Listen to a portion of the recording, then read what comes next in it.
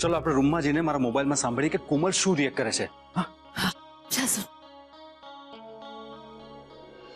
બોલો ભાભી, તમારે શું વાત કરવી હતી? તમને કોનો ફોન આવ્યો હતો? કોમલ, મને મિહિરના પપ્પાનો ફોન આવ્યો હતો. વોટ? મિહિરના પપ્પાનો ફોન તમને આવ્યો હતો? હા, હમણાં આપણને મિહિરના પરિવારની આખી કુંડળી ખબર પડી જશે.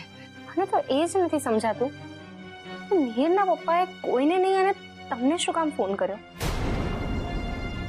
તમારો નંબર એમને મળ્યો કઈ રીતે?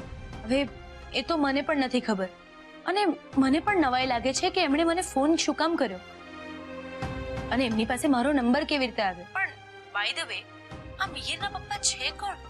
Yes, come on. હવે કોમલ નક્કી બોલશે કે મિહિરના પપ્પા કોણ છે. મિહિરના પપ્પા તો મિસ્ટર મિહિરના પપ્પા જે પણ હોય, પણ એને તમને શું કહ્યું એ તો કહો. હા, કોમલ બહુ સ્માર્ટ થઈ ગઈ છે. મિહિરના પપ્પાનું નામ ન બોલી તે ન જ બોલી. એમણે ફોન કરીને તમને એક્ઝેક્ટલી કહ્યું શું? એમણે મને એટલું જ કહ્યું કે તમે જો તમારા વહેવાઈના પરિવારનું ભલું ઈચ્છતા હો ને તો એમની દીકરીને કહો કે તમારા ઘરે આવે. અમે એને તમારા ઘરે મળવા માંગીએ છીએ. હા, પોસિબલ જ નથી. ક્યાંય નહીં અને તમારા ઘરે શું કામ? હવે એ તો તું એમને જ પૂછી લેજે.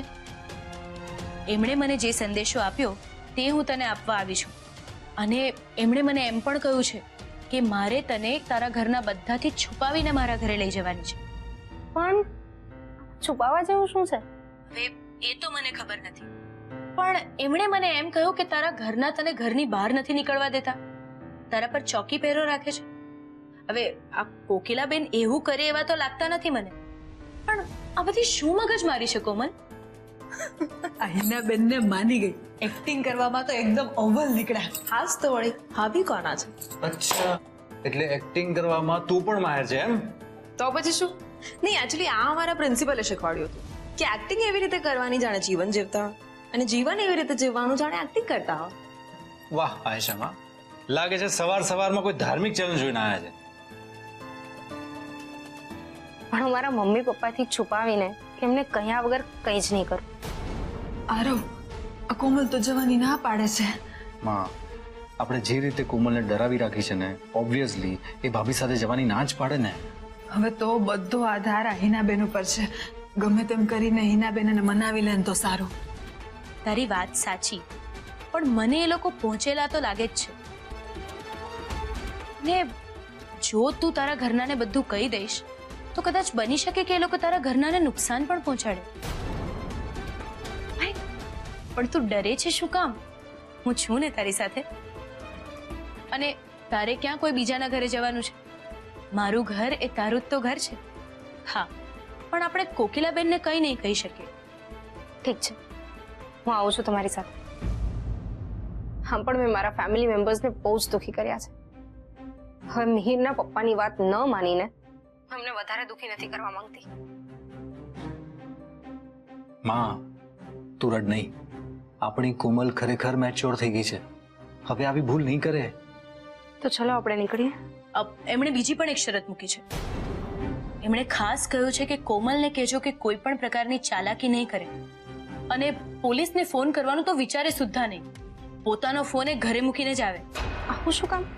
એ તો મને પણ નહીં સમજાયું, પણ આ ફોન ન લઈ જવાની શરત મને પણ જરા વધારે પડતી જ લાગી. એ લોકો પોતાની જાતને સમજે છે શું? આ દરેક વાતમાં કે એ લોકોની દાદાગીરી થોડી ચાલે. તું લઈ લે ફોન, જે થશે એ જોયું જશે.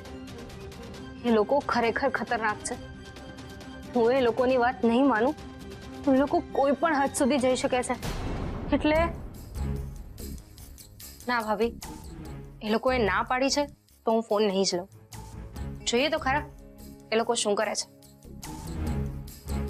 ચલો આપણે નીકળીએ. કોમલ હજી પણ એ લોકોની વાત માનવા રેડી છે. ધેટ મીન્સ કે એ લોકોએ કોમલને સોલિડ ધમકાવીને ડરાવી રાખી છે. મને પણ સમજાયું, પણ હવે કોમલ આ હિનાબેનની વાત માનીને જવા તૈયાર થઈ ગઈ છે ને, એ જ આપણા માટે સારું. એક મિનિટ મમ્મીજી, પણ આ બધામાં મને એ સમજ ન પડી કે તમે ભાભી દ્વારા એવું કેમ કેવડાવ્યું કે કોમલબેન ફોન લઈને ન જાય? એ તને વખત આવી એ બધું જ સમજાઈ જશે. ચાલો આપણે હવે નીચે જઈએ. હા.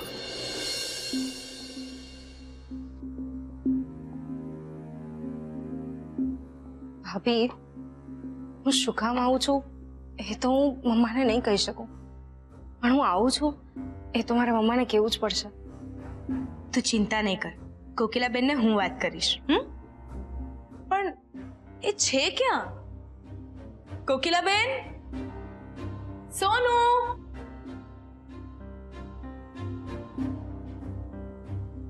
હિનાબેન, હવે તો કહો કે તમારે મારી કોમલનું શું કામ છે? કોમલનું મને જે કામ છે એ તો મેં કોમલને કહી દીધું છે. હવે તો બસ હું એને મારી સાથે મારા ઘરે લઈ જાઉં છું. અરે પણ તમારે કોમલને તમારા ઘરે લઈ જવાની શું જરૂર પડી? મમ્મા પ્લીઝ મને જવા દે ને. આમ પણ ઘરે રહીને મને કંટાળો જ આવે છે. થોડુંક ચેન્જ મળી જશે. હું ટાઈમસર પાછી આવી જઈશ. પ્લીઝ ના નહીં પાડતી. હું શું કામ ના પાડું બેટા? મારી તો હાથ છે કે તું જા. પણ બેટા તારી તબિયત સારી નથી, એવામાં તારે શું કામ બહાર જવું છે? મમ્મા મારી તબિયત સારી છે, આઈ એમ ફાઇન. માં, એનું મન છે ઘરની બહાર જવાનું, તો જવા દે ને. હા મમ્મીજી, એ પણ આપણું જ ઘર છે. ભલે ને થોડી વાર માટે જઈ આવતા, જવા દો. સારું, તારી ઈચ્છા છે તો જઈ આવ, પણ જો સમયસર પાછી આવી જજે. હા ઓકે મમ્મા, થેન્ક યુ. હિનાબેન, આમ તો મારે તમને કહેવાનું ના જ હોય, પણ મારી કોમલનું ધ્યાન રાખજો. મમ્મા તું તો મને સાસરે વળાવતી હોય એ રીતે ઇમોશનલ થઈ રહી છે. મારી મનસ્થિતિ તું ત્યારે જ સમજીશ જ્યારે તું પોતે માં બનીશ. તું જા શાંતિથી, હું તને કંઈ નહીં થવા દઉં. આઈ નો મમ્મા, અને તું પણ ચિંતા ન કરતી. હું પણ આપણા પરિવારને કંઈ નહીં થવા દઉં.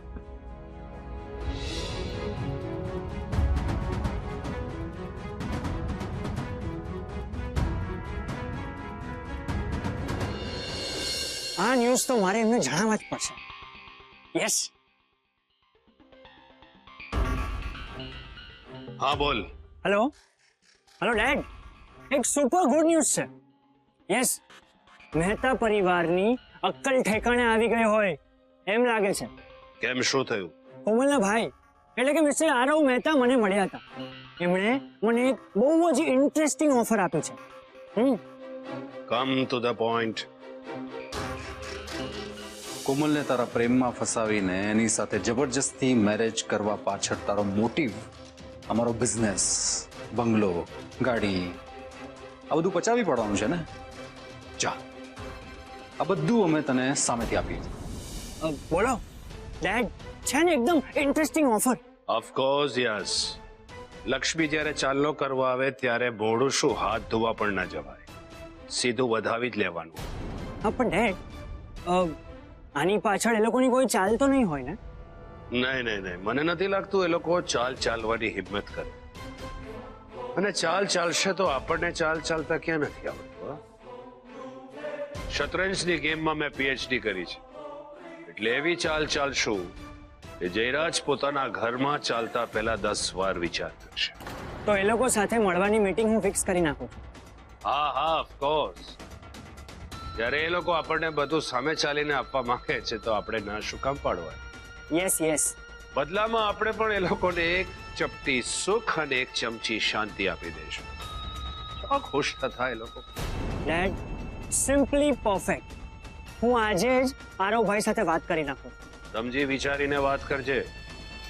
મને લાગે છે મારે તારી કોમલને ઇનામ આપવું પડશે. એ શું કામ પપ્પા? કારણ કે એને આપણને બહુ જલ્દી આપણી મંજિલ સુધી પહોંચાડી દીધા, કોઈ પણ જાતની મહેનત કર્યા વગર. યસ ડેડ, હવે મને કરોડપતિ બનતા કોઈ નહીં રોકી શકે. કોમલ, તારું ધ્યાન રાખજે. હા, અને હું તો કહું છું જવાનું રહેવા દે ને. મમ્મા હું જલ્દી આવી જઈશ.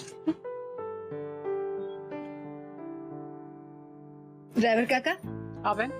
હિનાબેન અને કોમલને હિનાબેનના ઘરે વ્યવસ્થિત પહોંચાડી દેજો. તમે જાઓ, એ લોકો આવે છે. ઠીક છે. હિનાબેન, બધું સંભાળી લેજો. સેજ પણ ચિંતા નહીં કરતા. આવજો. ઓહો, અરે હિનાબેન, કેમ છો? બસ મજામાં. મોટી બેન, કોમલબેન હિનાબેન હાથે કાં ચાલ્યા? તારે બધી બહુ પંચાયત, કોણ ક્યાં જાય છે ને શું કામ જાય છે, તું શાંતિ રાખ ને. અરે પણ